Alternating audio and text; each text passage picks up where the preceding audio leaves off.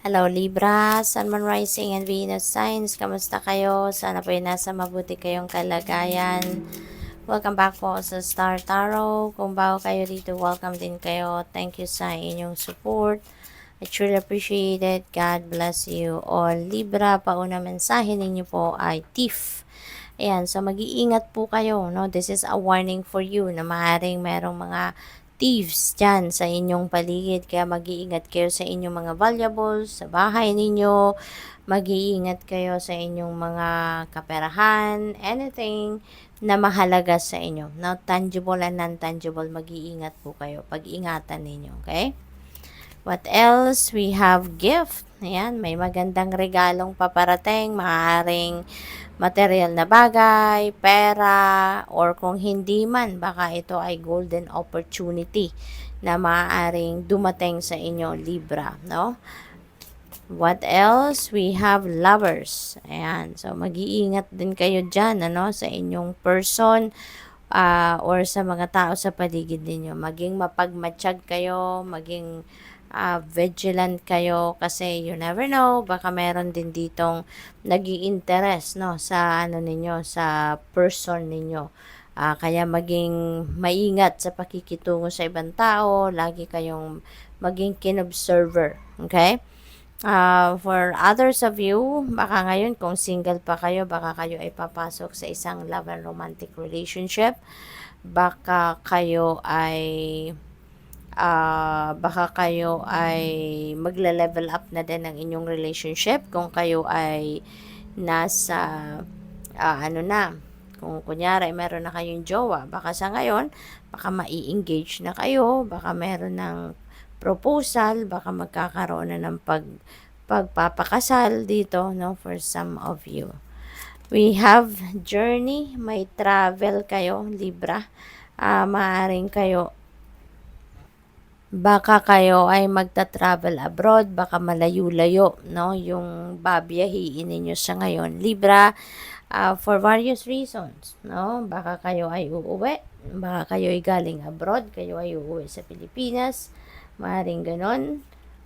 Baka magbabakasyon, baka ang iba sa inyo pupunta sa baka ang iba sa inyo dito pupunta sa mag-abroad for pasyal, no? Maaaring ang iba sa inyo dito magbabiyahe dahil kayo ay merong pagtatrabahuan na, no? Baka may overseas job opportunity, maaaring ganun. So, for various reasons, no?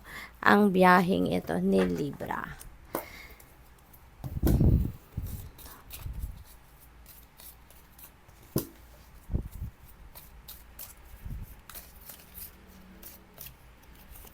So we have grasshopper, situations in the balance that require careful handling. Ayan, so siguro ano to, this could be family situation, may involve children, may involve relationships, no? Maaaring ganon. We have fail, time to get out of a situation. Ayan, kailangan ng lumabas ka or umalis ka sa sitwasyon na ito, no? It's time to get out of a situation. If this message resonates with you, Libra, alam ninyo ito.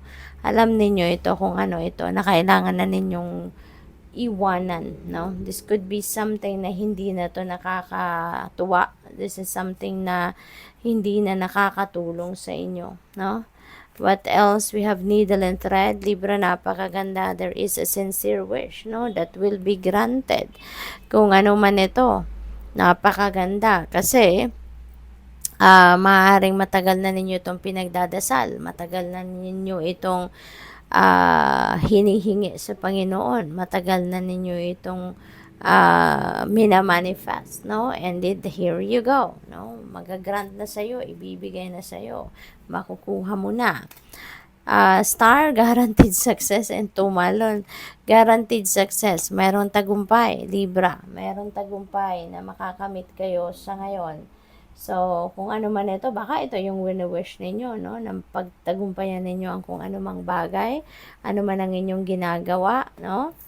What else? Wow, money path. A path with money is waiting for you to find it. Merong bagong pagkakakitaan kayo. Maaring hindi pa ninyo ito nadidiskubre. So, listen to your intuition, Libra. Kasi for sure, the universe is sending you message para makarating ka dito sa path na ito.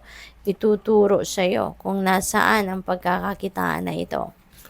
We have fair man, dealings or relationship with a man with blonde, gray, or white hair. Baka foreigner ito. Libra. Baka ano ninyo ito. Pwedeng mandiligaw ninyo to, boyfriend ninyo, asawa, kaibigan, maaari din na boss ninyo ito sa trabaho. So that could be anyone, no? Sa buhay ninyo, that could be anyone that you are going to be dealing with at this time. Dark man, ayan. So, dito naman, dealings or relationship pa naman with dark complexion or hair. So, meron dark, merong fair. Maraming tao ang involved ngayon sa inyo, no? Marami kayong dealings or marami kayong mga importanteng usapin, or usapan with these people. We have Ram, a stubborn and aggressive person, no? This could be anyone here, diba? Or pwedeng wala din sila dito sa reading mo.